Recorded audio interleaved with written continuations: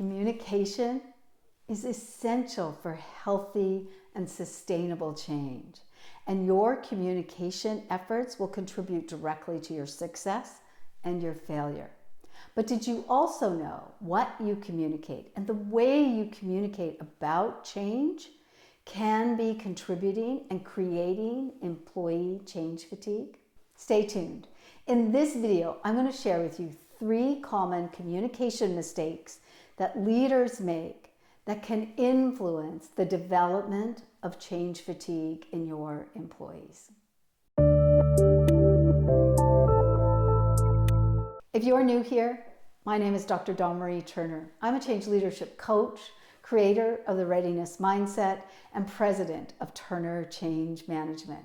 I help CEOs and senior executives experiencing multiple simultaneous changes to use a readiness mindset and science-based strategies that help them create a healthier, stronger organization, prevent resistance to change, and even have employees who can get excited about change. Left unchecked, change fatigue leads to employee burnout and an inability for your organization to sustain the changes it makes.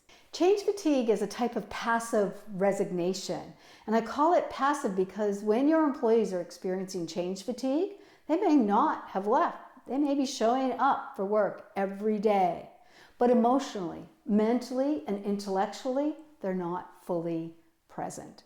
And that level of disengagement will depend on the level of change fatigue that they're experiencing. So preventing change fatigue is essential for your organization. To me, change fatigue can be more detrimental to an organization than what most leaders describe as resistance to change.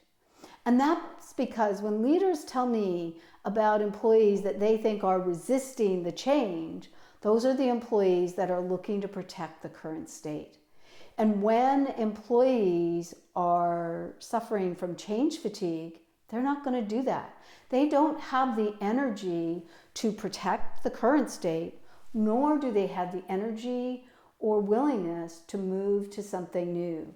There's a level of apathy that's there, and that's what's detrimental to your organization. So preventing change fatigue is critical to your organization. And there are specific actions that you can take to prevent change fatigue.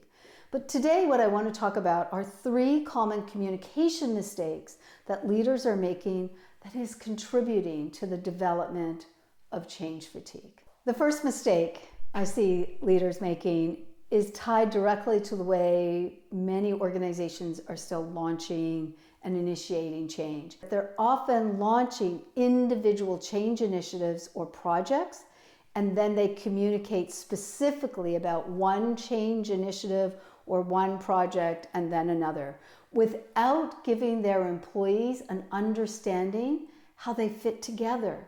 Where is the context? How does one change relate to another change? How does it relate to your operational environment? And when we do that, when we give employees only information on these isolated change events, it's like giving them individual puzzle pieces and expecting them to put it together without even a picture on the box. I remember one manager that I worked with talking about the multiple changes that were going on in her organization, and it began to feel like every day her executive was launching yet another new change, and because they couldn't see any of the connections, and even some of the changes looked like they were in conflict with one another, her team was absolutely exhausted and they'd just given up. One of the things we advocate for, if you've got multiple simultaneous changes going on in your organization, is to create a change map. A change map gives you a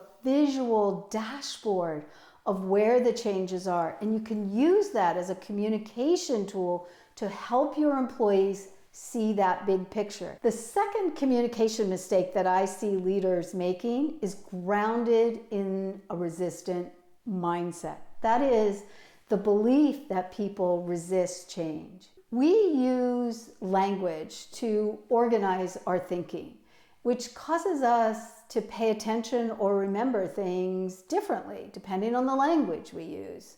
So when your communication efforts are grounded in the belief that people resist change, then it's easy to dismiss the early signs of fatigue as just resistance, because they can look similar if that's your mindset.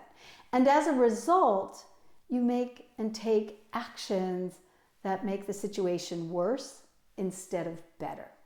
So I coach leaders to adopt and use a readiness mindset. With a readiness mindset, your belief is around the ability for people to engage with change if they feel the need, supported, and capable. Then I show them how to use a vocabulary grounded in readiness to shift the conversations and recognize those early signs of change fatigue. Once you begin to recognize what they look like, then you can take appropriate actions to reduce and prevent further fatigue. The third communication mistake that I see leaders making is relying too heavily on passive communication.